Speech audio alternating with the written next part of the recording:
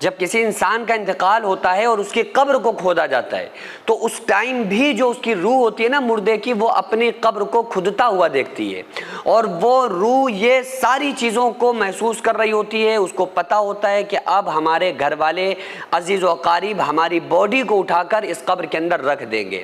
اور چونکہ اس ٹائم جو روح ہوتی ہے وہ فرشتوں کے انڈر میں ہوتی ہے، اور اگر نیک بندہ ہوتا ہے تو بڑی عزت اور احترام کے ساتھ اس کی روح کو لے کر جایا جاتا ہے، اور بڑا فرشتے اس کو سلام کرتے ہیں، اس کو مبارکباد پیش کرتے ہیں۔ فرشتے اس سے کہتے ہیں کہ تو نے بڑی خوبصورت زندگی دنیا کے اندر بسر کی ہے، کہ تو دنیا میں اللہ اس کے رسول صلی اللہ علیہ وآلہ وسلم کو راضی کر کے آیا ہے، لہٰذا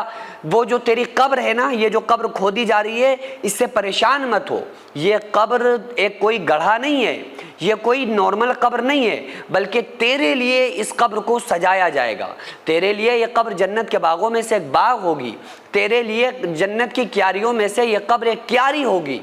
اور وہ مرحوم بس اسی کے انتظار میں ہوتا ہے کہ جلد سے جلد ہمارے کفن ہمیں پہنا دیا جائے ہماری باڈی کو، اور ہمارے جنازے کو لے کر لوگ جائیں، اور جا کر ہمارے جو اصلی اور دائمی گھر ہے، ہماری قبر ہے جہاں جنت کی خوشبوئیں آ رہی ہیں، وہاں پر ہماری باڈی کو رکھ دیا جائے۔ چونکہ جب تک اس کی باڈی لوگوں کے انڈر میں ہوتی ہے، یعنی لوگ رو رہے ہوتے ہیں، کفن پہنانے کی تیاریاں ہو رہی ہوتی ہیں، نماز جنازہ پڑھی جاتی ہے، قبر کھودی جا رہی ہوتی ہے، اس ٹائم تک وہ فرشتوں کے انڈر میں اس کی روح رہتی ہے۔ لیکن جب باڈی قبر کے اندر رکھ دی جاتی ہے، پھر اس کی روح کو اس کے جسم کے اندر واپس لوٹا دیا جاتا ہے۔ اب چونکہ وہ نیک ہوتا ہے تو فرشتوں کے سوالوں کے جواب میں کھرا اترتا ہے، تو جنت کے باغوں میں سے اس کی قبر ایک باغ بن جاتی ہے، اور ہمیشہ کے لیے وہ بندہ نو ٹینشن ہو جاتا ہے۔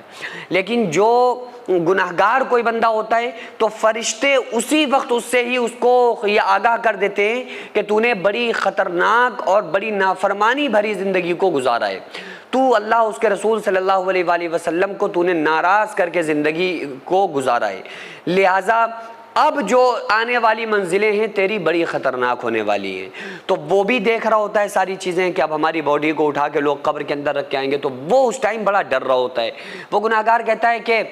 اے لوگوں مجھے مت لے کر جاؤ، میں نے گھر بنایا، مکان سجایا، اپنے بیوی بچوں میں مجھے رہنے دو، مت اس خطرناک اور اندھیری کوٹری کے اندر، قبر کے اندر، گڑھے کے اندر مت لے کر جاؤ۔ لیکن ظاہر سی بات ہے کہ اللہ تبارک و تعالیٰ نے اس کی جو زبان حال سے جو کچھ وہ کہتا ہے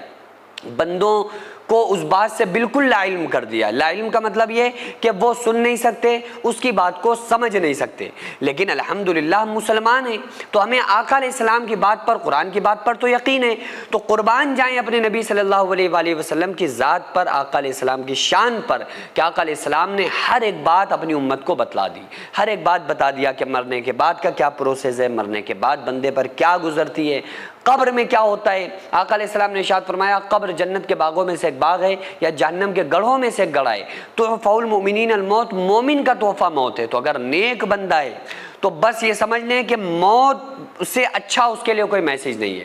لیکن اگر کوئی خدا نخواستہ گناہگار بندہ ہے، نافرمان بندہ ہے، نمازوں کو چھوڑ کر زندگی بسر کرنے والا گناہگار بندہ ہے، تو موت سے زیادہ خطرناک اس کے لیے کوئی میسیج نہیں ہے۔ سینکڑوں ایسے غریب پریوار جو فاقہ کر کے زندگی گزار رہے ہیں، اور بہت سے ایسے مجبور لوگ جو غربت کی وجہ سے بیماریوں سے جوجھ رہے ہیں اور ان کے پاس علاج کرانے کے لیے بھی پیسے نہیں ہیں، تو ان غریب فیملیز کو ہر مہینے ہماری سوسائٹی راشن دیتی ہے اور ان غریبوں کا فری میں علاج کراتی ہے۔ تو آپ لوگ ہمارے ساتھ مل کر ان بیوہ عورتوں اور یتیم بچوں کا سہارا ضرور بنیں، اور ان کے راشن اور دوا علاج کے لیے زیادہ سے زیادہ تعاون کریں، اور یہ ارادہ کریں کہ غریب کے بچوں کو انشاءاللہ بھوکا نہیں سونے دیں گے، اور ہر ہفتے ہر مہینے آپ لوگوں سے جو بھی ہو سکے آپ تعاون ضرور کریں۔ ان کو 10-10 سال سے جو لوگ بستر پر پڑے ہوئے ہیں، انشاءاللہ تعالی ہم سب مل کر ان غریبوں کا علاج بھی کرائیں گے، اور ہر مہینے انشاءاللہ تعالی ان غریبوں کو ہم راشن پہنچائیں گے۔ یہ سوسائٹی کا اکاؤنٹ نمبر ہے اور یہ اسکینر ہے، آپ لوگ اس اکاؤنٹ پر یا اس اسکینر کے ذریعے آپ غریب فیملیز کی ہیلپ کر سکتے ہیں۔